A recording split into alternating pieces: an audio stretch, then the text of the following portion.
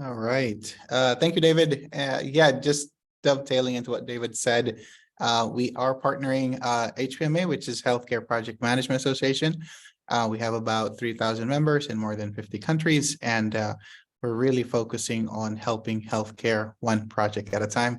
And so we are excited to provide sessions like this, wherein we can provide a PDU to anyone who needs PDUs.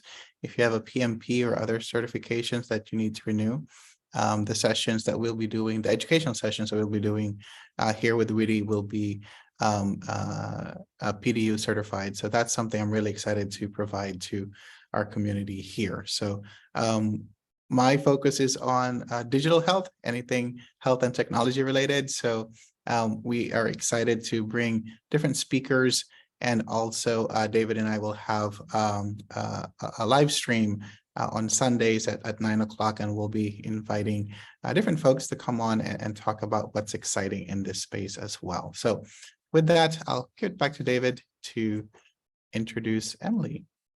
Well, yeah, and I think we could go right to Renuga, and thanks for being here. She's perfect. Panel. Yeah. Hey, hi everyone. Renuga here. I'm from Cardinal Health, based out of Dublin, Ohio. I've been with Cardinal Health for almost 8+ years now. And the one thing that I think going with your agenda, David, like the one thing that I want everybody to know about me is like I'm a go-getter. I like to go find things. If I don't know, I make sure, people can work together. If there is a challenge, we can find a better way to resolve it. One of the many reasons how I bumped into Emily, one of our leaders in Cardinal, is I just saw her and I said, hey, Emily, I would like to know more about your space. Can we meet and talk? And what I've been learning for the past few years with Cardinal is Cardinal has been already looked at as a pharma distributor, products and manufacturer. The one key thing that I haven't seen it highlighted a lot more, which should be there, is like we are a healthcare tech industry. Like we come up with custom products for each problems faced by our customers who we work closely with. And that is a dedicated team and group who work closely with the end users to make sure that happens.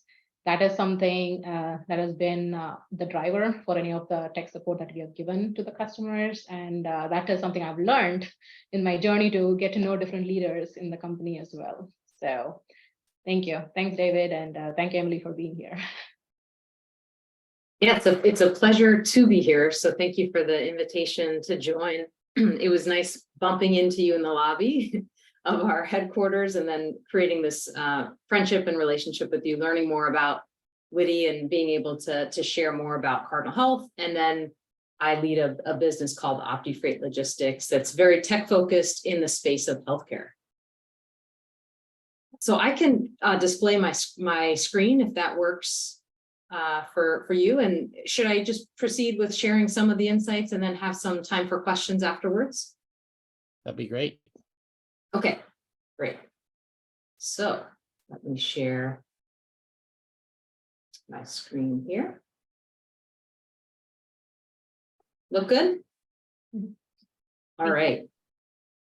Great. Well, my name is Emily Gallo. I am a Senior Vice President with Cardinal Health, and I'm a General Manager for what is a company called OptiFreight Logistics, which is one of the companies within the broader Cardinal Health organization. And today I'm going to touch on some background about what is Cardinal, what role do we play in healthcare. I'll share a little more about my background in a minute, always having been in healthcare. And then I would love to talk about how does technology weave into who OptiFreight Logistics is, and what's our approach to making sure we do something that is so customer focused when we're investing in building out technology, looking at ways to integrate, and then ultimately looking at an agile methodology that we do use to advance our platforms. So really welcome questions as you think of them along the way. I wanted to start out with a little background from where I've been, just so you understand the perspective that I'm bringing to the table today. I've had the chance to have an undergraduate degree in physics that I did nothing with. I did not touch physics at all after that, but it taught me how to think and What was nice is that I actually fell into healthcare through a consulting career right out of undergrad, and I loved it, and I knew I would be in it for the rest of my days. You can see some of the companies that I've worked for here, Merck, Abbott, and now with Cardinal Health. And I had the chance between consulting and transitioning to really the marketing and the product management side to get an MBA through a healthcare focused program at Wharton, which was really interesting, and meeting just tons of fascinating people along the way. I've also had the chance to work and live internationally within Buenos Aires, Argentina, and Mexico throughout the career. I'm also, I recently just stepped down as co-chair of Cardinal Health Proud, which is our ERG group that really focuses on the LGBTQ+ community, and more broadly, just creating an inclusive environment within Cardinal Health. And I'm proud to share that 4 days ago, I got married. So I just wanted to share, we had the most beautiful weather you can imagine. My kids were part of the ceremony. They love Kylie as much as I do. And it was just a really, really fun event. So just thank you for allowing me to share that with all of you, so you know who I am coming into this conversation. All right, Cardinal Health. Who are we? We talk about that Cardinal Health, we are essential to care. Cardinal Health is a Fortune 15 company that is that touches almost any aspect of healthcare that you can imagine. We're known for being a major distributor of pharmaceutical products, of medical products, but we also are one of the largest medical product manufacturers. We do specialized technology solutions like OptiFreight logistics. We span the continuum of care, with our customers being hospitals, pharmacies, labs, through to one of the largest providers to patients at home. So by the numbers, we are about just over 160 billion in revenue for our last fiscal year. We operate in about 30 countries, and we have about 44,000 employees worldwide. I mentioned the span that we have across the continuum.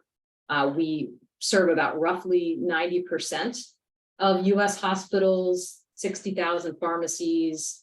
We touch 3.4 million patients by delivering products to their home.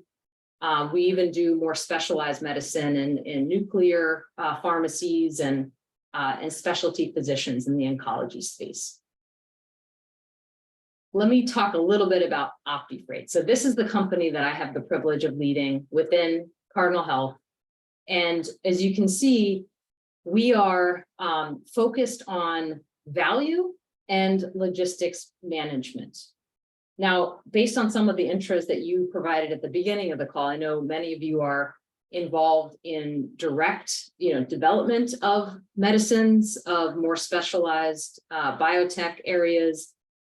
Where we play is really looking at how do we help our customers, which again, hospitals, labs, pharmacies, they have hundreds of packages that may come in and out of their facility, healthcare packages, supplies that they need to provide patient care. How do we help them manage those packages, anything outside of the prime distribution they have, to have visibility so that they can plan for what they need and take cost out of the system? The more that they can plan, the better that they can decide on how to receive packages or send packages that aren't at those higher, more expensive rates. And we do so by utilizing technology. We've created commercial tools that they can utilize. We've actually branded it as the Total View platform. And we work extensively with engineers and coders and market researchers that are helping us put ourselves in the shoes of a hospital supply chain leader and having her or his team in our minds all the time of how do we work into their workflow? How do we provide information in a way that the UI is best in class, the way that they're able to see the full picture, and again, extract value all the time, year after year. It's not just a one and done. So I'll share more as we go through on the ways that we've advanced our technology, but wanted to ground you on OptiFreight logistics at large.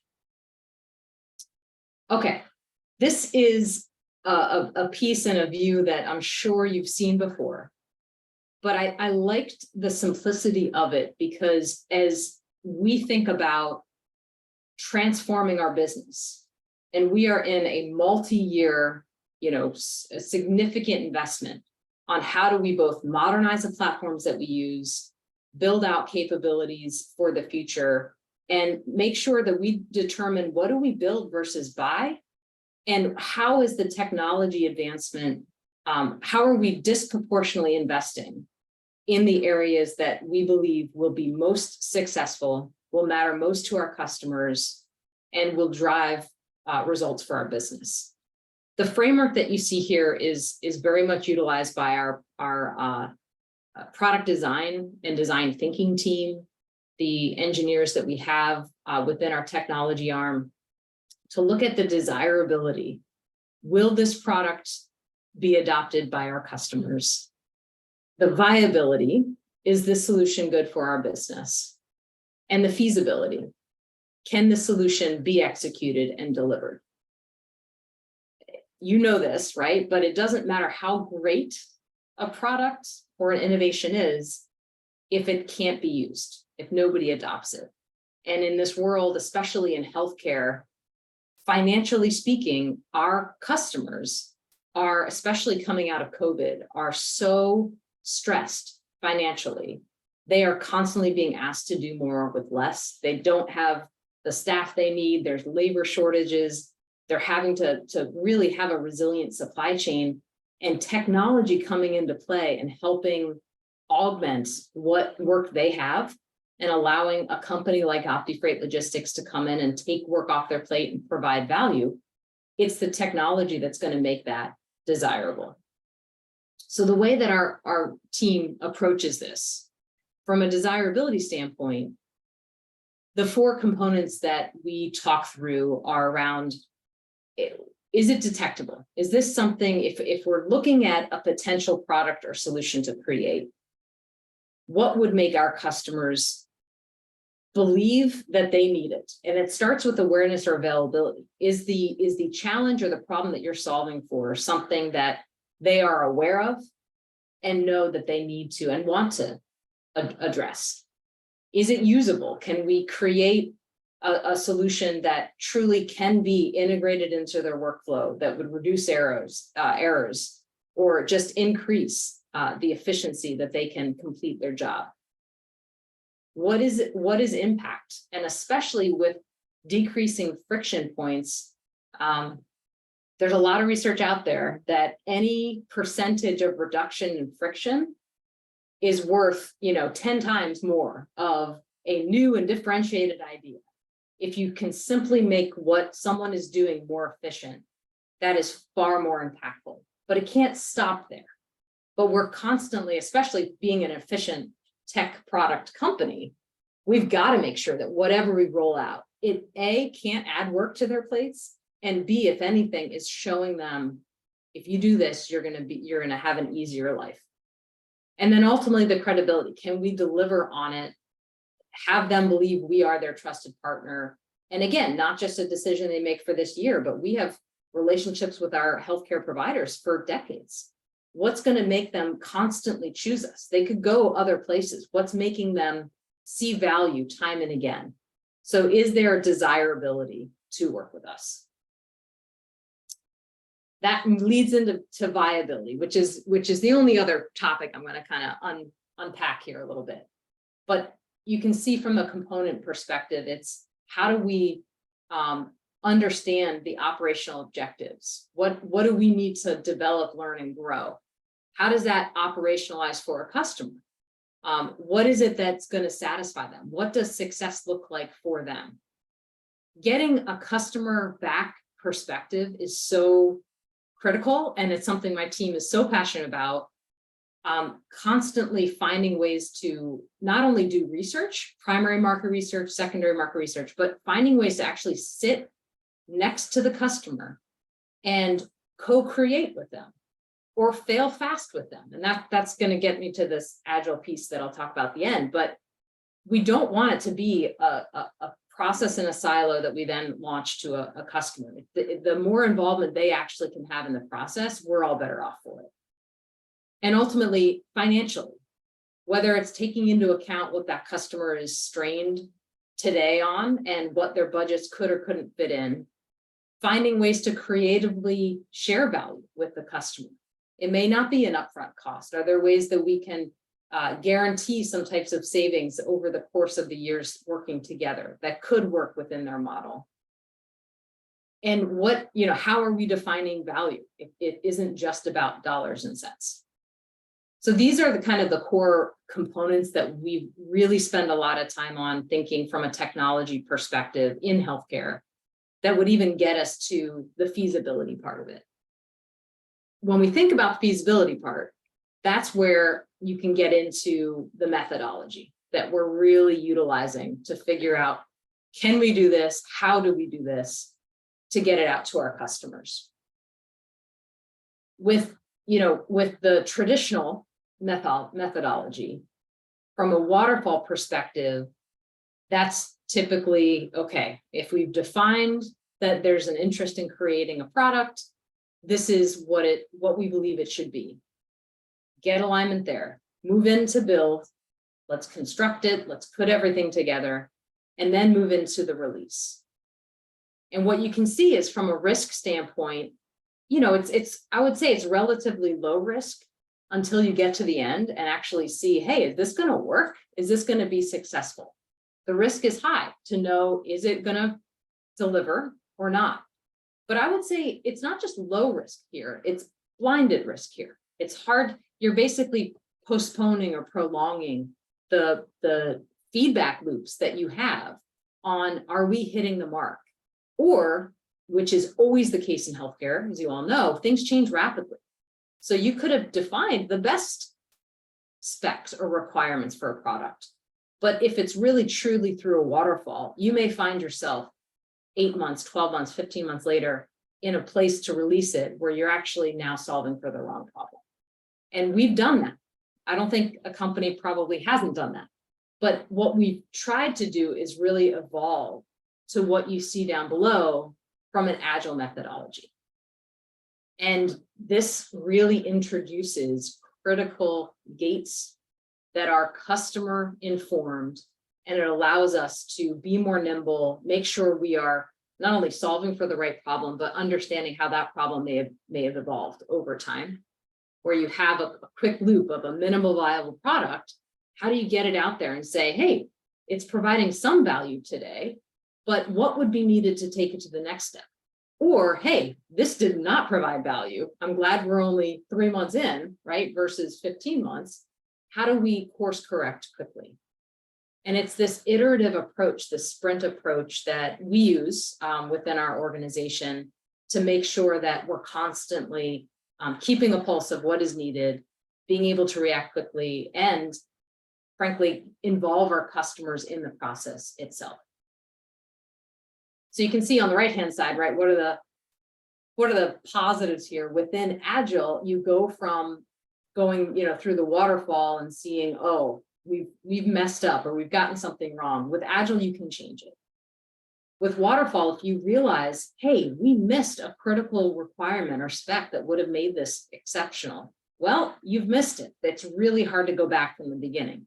With Agile, you have the opportunity to add. And then similarly, you could spend half the time developing what ultimately turns out to be a low value or not used component of your product. With Agile, you're going to have this feedback loop as you go, so that you're able to say, you know what, we thought this was really cool. This button we thought was going to sell the whole thing. Turns out nobody cares. So we're able to reshift, deprioritize, or even remove those distracting components that allows everything else to be at the bullseye of the value you're providing to the customer. And this last slide that I just want to share, I like the visual here, and then would love to kind of open it up, hear your thoughts, hear what questions you have. But I think this kind of cuts to the chase of when we talk about a minimum viable product, what does it mean? And in a traditional waterfall, you may be building a car and getting a wheel and getting the axle and getting the frame and then putting it all together. And at the end, you've got a cool car. Through an agile approach, you start with, okay, if I need to get from point A to point B, this is meeting that need. But guess what? That's not all of what I need to solve. And does it meet, first of all, let's confirm that it meets the need, because it may not in the beginning and we can adjust. But you're adding value every time. You're able to haul in a more protected way. You now have a van, which is a different experience. And now you have a full-fledged vehicle, which is going to be far more advanced than if you're taking the waterfall approach. Now, it's not always the smoothest ride. And there's a lot of change management and mindset. I'd love to hear from all of you in your own journeys in your companies to say, inevitably, because you're doing this iterative approach, you absolutely are putting something out in the marketplace that it may not, I mean, it's not meant to be perfect. It's meant to be minimally viable. And that's a scary place for some companies to live and some leaders to live, because there's risk. You can fail. And again, you want to fail fast, but you could absolutely misstep, but you're creating that opportunity to learn from it, get stronger, and then ultimately end up with a better product. There are bumps along the way, and making sure that you're also actively communicating with your customers so that they understand the value of iterative innovation. And if something does come up that's a bump, they understand, okay, hey, didn't work out this time. We corrected it quickly, but I know you are listening to me, OptiFreight, and you know what you're constantly proving to solve for me. So that's kind of our philosophy. It's a fun business to be a part of. It's a fun company to be a part of from a culture standpoint. I will stop sharing. I'd love to hear what questions or thoughts you have.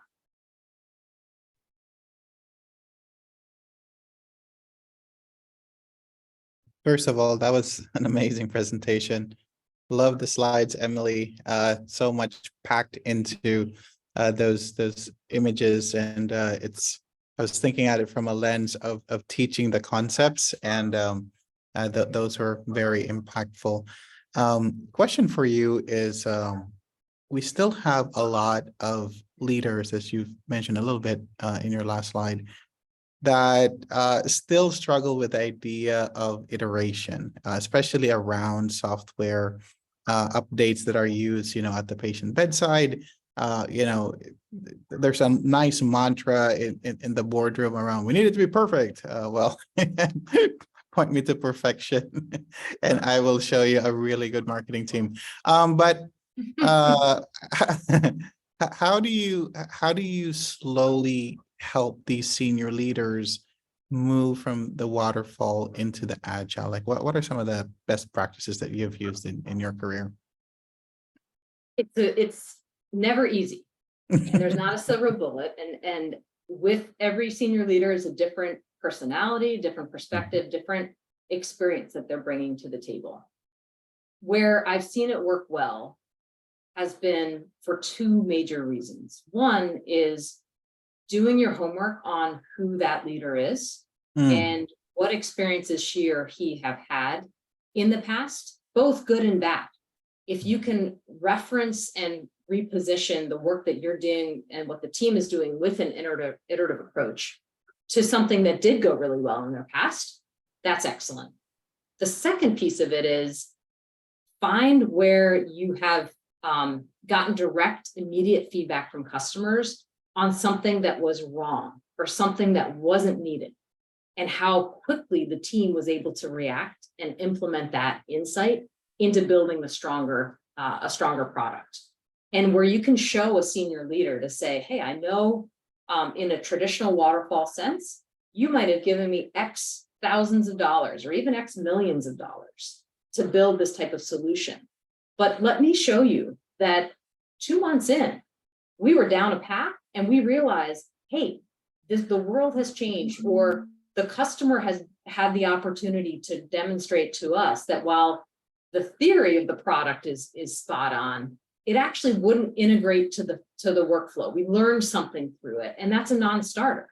So we didn't continue on and deplete the X million of dollars, we then repurposed it to that next level down that might be more focused on workflow.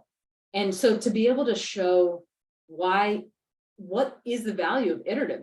It's the value to learn, refine, or course correct, and still advance in a timely manner to get to the best possible product. So I think sharing, call it the fail fasts, are just as important as sharing how rapidly or successful an initiative was. That's amazing. Thanks, Emily. Great question.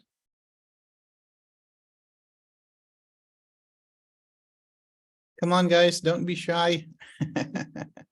Emily is hard to get a hold of, so let's take advantage that she's here. First of all, Emily, I mentioned in the comment that I love the slide, how you differentiate between a waterfall and agile. That's a great slide. Like Ian said, what were the metrics you used to show to the senior leaders that, hey, this is waterfall is not as great as agile, to convince them to go into agile? Yeah, what we do, so metrics really matter.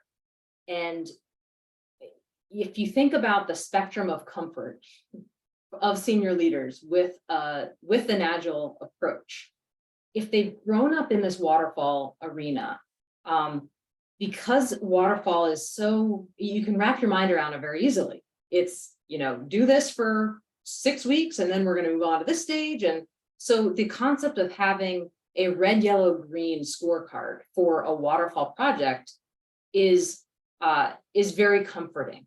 They can know right off the bat, are we on track or are we not on track? And that was a big hurdle to getting comfortable with the agile approach, because if you just do it in a time-bound or a staged manner, you're not going to tell the full picture.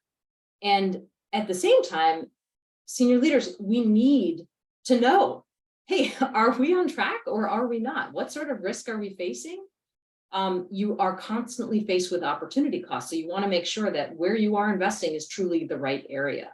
So there is that kind of lack of comfort. So KPIs, key performance metrics or indicators are so crucial, but they show up in a different way for an agile project. And the way that we did it was we defined value that we would ultimately be signing up for based on the investment in the initiative. So high level numbers, these are illustrative in nature, but if we've secured from our senior leaders $100,000 to go build out some type of advancements to our technology, well, the way that we look at is that what is the ROI on the $100,000? Can we promise back to our senior leaders that, you know what, you give me $100,000, I'm going to give you $300,000 in operating income? They said, good, okay, that sounds great. Please go do that, right? So the way that we defined value was if the improvements that we were making to our platform was an indicator or a component of why a customer decides to choose us, right? We were able to talk about, I mentioned Total View in the presentation. That is our commercial tool, and it's really compelling to customers. And we talk about it a lot when we're closing deals. Well, we can point to the fact that, hey, we created this tool through an iterative process through Agile, and that has landed us XYZ new customers, which equates to operating income of well beyond, right, what we had signed up for. So there's a bit of the result, the direct result of the improvements in driving business, but it's not just that. You may have an improvement that's around efficiency, and to say, hey, if right now there's 3 disparate platforms that we're using for the functions of our business, if we invest in an integrated solution that brings them together, well, guess what? We have reduced the number of customer service cases by 50%, right? Because we're not having disconnects, or we actually survey our customers every year extensively. And if we can show they believe they have more control over their business because of the visibility that our commercial tool has provided to them, and they're rating us higher on that, well, that's a great KPI because that's customer back, right? So we've had to reframe it from being just kind of time bound and sequential to the total value of the project, and that's helped our leaders come aboard. Thank you. And did you guys, when you promoted this, did you do like a pilot approach when you did this? A pilot approach? Yes. Did you Yeah. guys do the approach? Okay. Yeah, we did. So we, I mentioned working side by side with customers. And so we truly had the chance to get feedback right away on, hey, this is the vision of what this tool is. Do you know how to log in if we're not telling you how to do it, right? Do you know how to go to the tab and actually pull down the view that would be most helpful for you? So we've been able to make sure we were shoring that up before we invested in a multi-channel commercial launch of the product, where we really scaled up at that point. Thank you. Thanks for the questions. Hi, Becky. Hi, great presentation. Thank you. I have a question, and sometimes I think this is fairly common, especially like with a lot of older, really well-established healthcare companies, like maybe a Kaiser or something like that.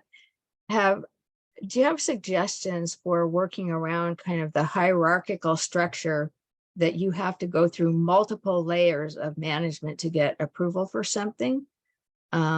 Versus so that it allows you to move more quickly, and it's just because you have to get approval from so many different layers of people up and down the chain. Yeah, it is not uncommon in a major matrix organization, right? It's a little bit of the checks and balances by nature to make sure that things proceed with the right rigor of approval. I would say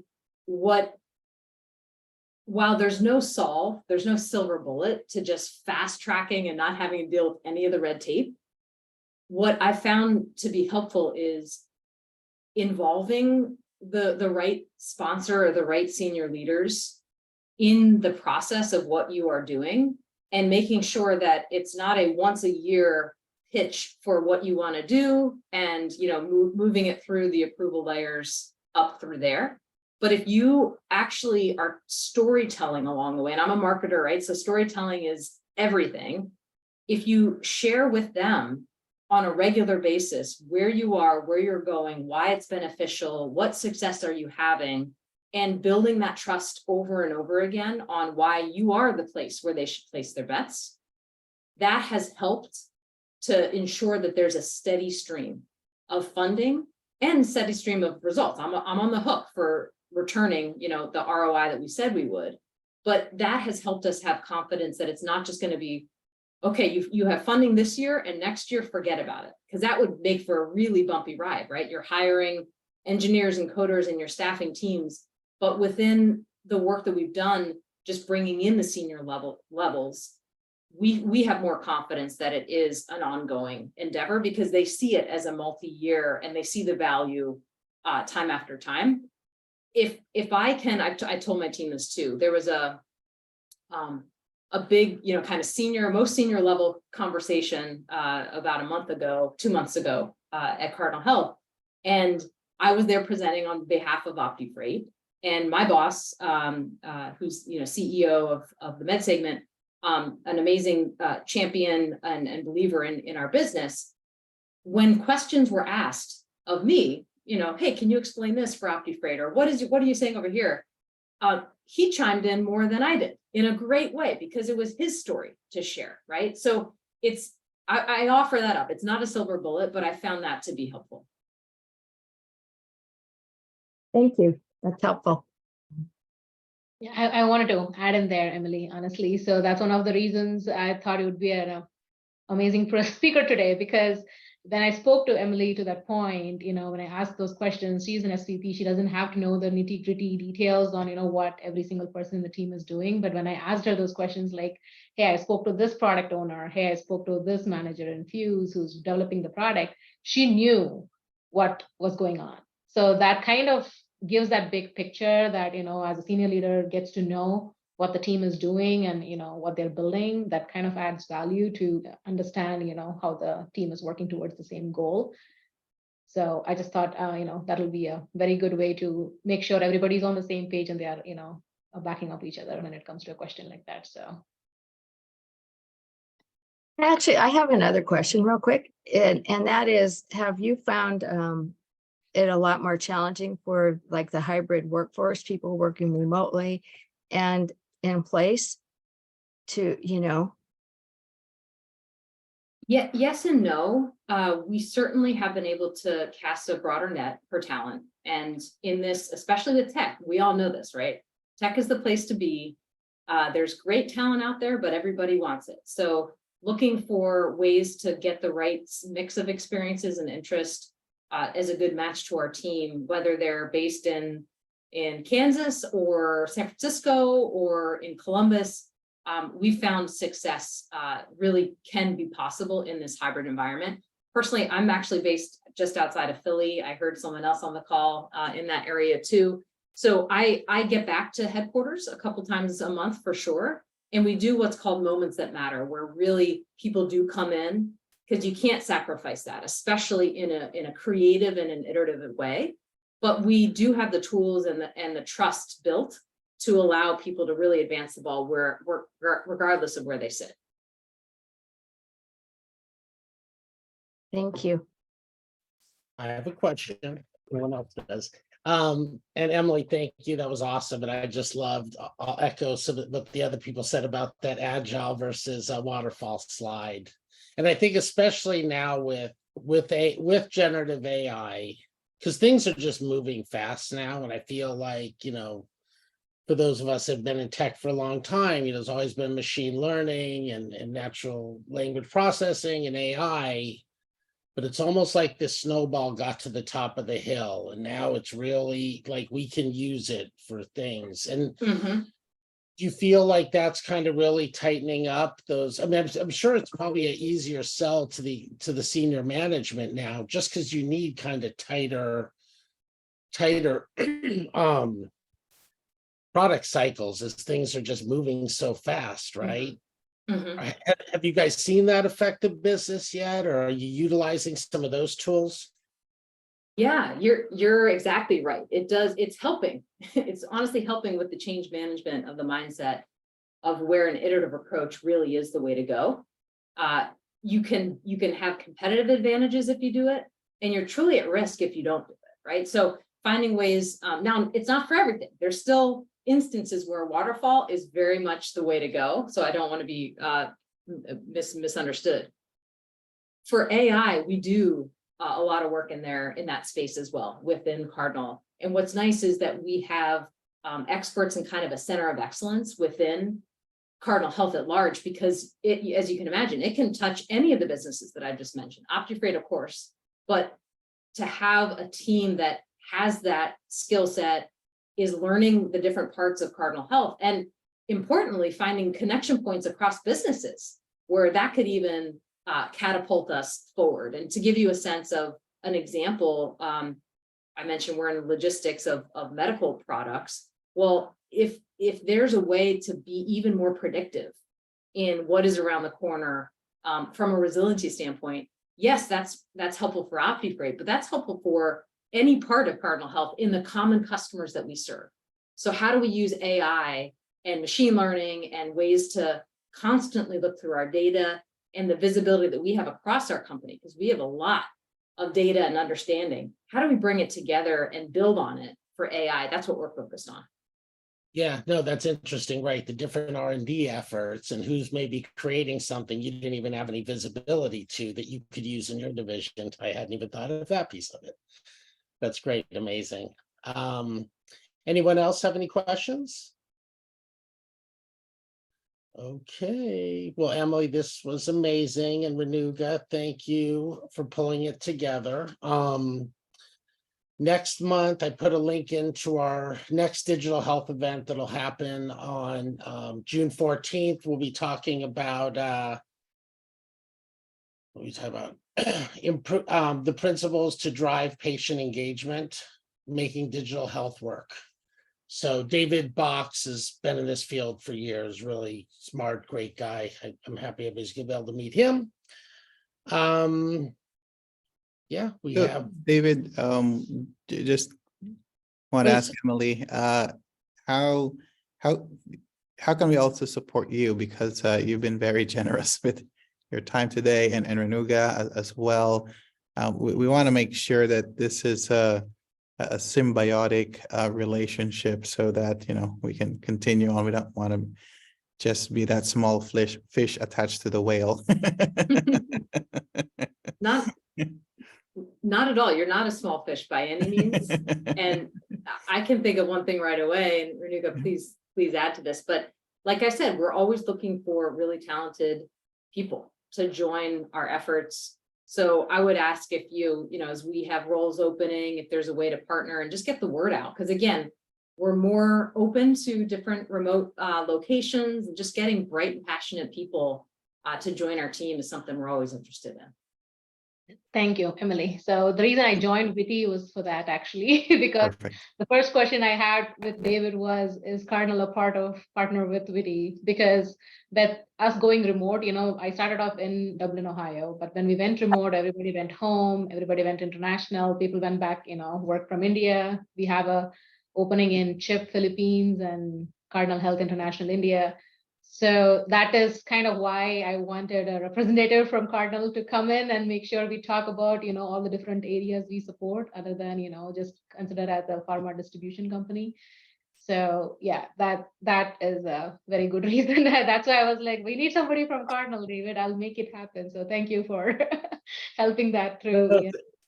So yeah, thanks. No, we have, I think certainly, like you said, Emily, the virtual community and people working hybrid. I've been we had a search business prior to WITI. So since like the 80s, for my clients, who were many of the big PC software companies. I know one guy couldn't get to move from Lotus to Borland years ago. He was in a Dungeons and Dragons game for 21 years and wouldn't move, Then we ended up opening up a development center locally, but now you can Zoom or Teams them right in, right?